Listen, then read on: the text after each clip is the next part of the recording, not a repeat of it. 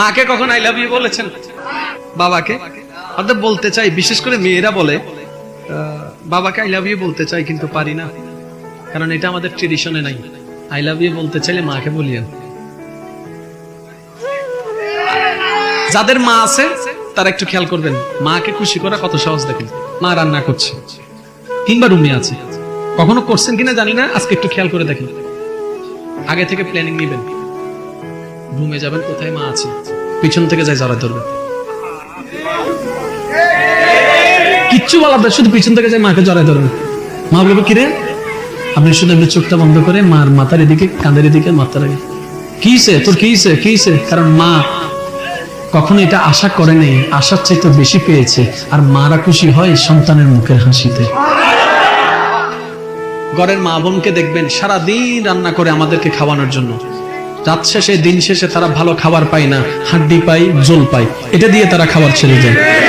আমার মা বোনেরা সারা দিন গরমের মধ্যে রান্না করেছে। এ রমজান গিয়েছে গরমকালে, আপনি আমি তো কাজে কর্মে কোন রকম টাইম পাস করেছি, এক তো গরম, তার উপরে চুলার তাপ, তার মধ্যেও তারা রান্না করেছেন। আমি জিজ্ঞেস করলাম, বোন এই গরমের মধ্যে চুলার সামনে দাঁড়িয়েছো, তৃষ্ণার কষ্ট লাগে না? বলে যে লাগে। তারপরেও কেন করছো? বলে যে পরিবারের মুখে একটু খাবার তুলে দেওয়ার জন্য, তারা যেন সারা দিনের এই ক্লান্তিটা ইফতারের মধ্যে এসে ভালো করে খাইতে পারে।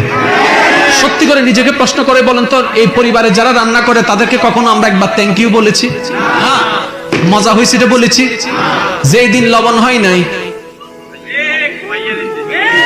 যেদিন লবণ হয় নাই, যেদিন খাবার চুল পড়েছে সেটা বলেছি, কিন্তু কখনো আমরা প্রশংসা করতে।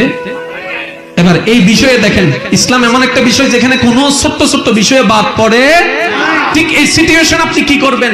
এবার ইসলামকে প্রশ্ন করলেন, ইসলাম বলে এই গুগলের মতো প্রশ্ন করেছেন, গুগল যেমন উত্তর দেয় এটাও এমন উত্তর দিচ্ছে। ইসলাম আপনাকে যখন প্রশ্ন করেছেন ইসলামকে, ইসলাম উত্তর দেয় নবীর একটা হাদিস।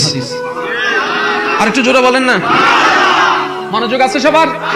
বিশেষ করে যারা বিবাহিত ভাইরা আছেন, হাদিসটা একটু মনোযোগ দিয়ে শ্রবণ করুন।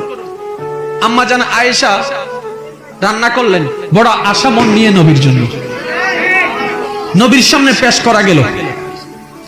নবী রাহমাতুল লিল আলামিন সেটা খেলেন। যখন কেউ রান্না করে দেখবেন যে খায় তার দিকে তাকায় থাকে, কিছু একটা বলুক, এটা তো চাই। এবার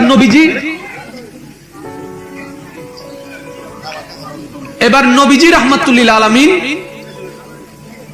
খাওয়ার জিনিসটা গ্রহণ করে দেখলেন কোন একটা ভেজাল আছে, কিচ্ছু বললেন না। কি বললেন জানেন?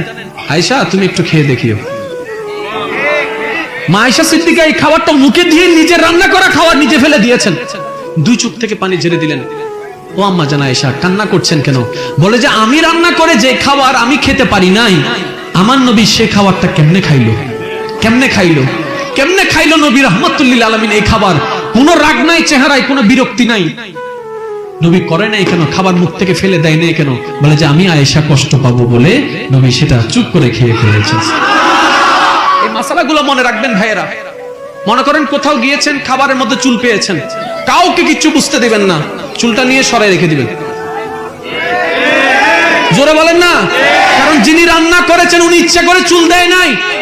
এতটুকু কি কারো কোনো দ্বিমত আছে ভাইরা? নিজের ইচ্ছা তো চুল দেয় নাই, আপনি রাগ করার দরকার নাই, চুলটা নিয়ে কেউ না দেখে মতো রেখে দিবেন। লবণ যদি না হয় আপনি কি করবেন? কাউকে কিচ্ছু বলার দরকার নাই, কানে কানে গিয়ে বলবেন একটু খেয়ে দেখেন, তাহলে নবীর সুন্নাত আদায় হয়ে যাবে, কাজে কাজ হয়ে যাবে, সওয়াবে সওয়াব।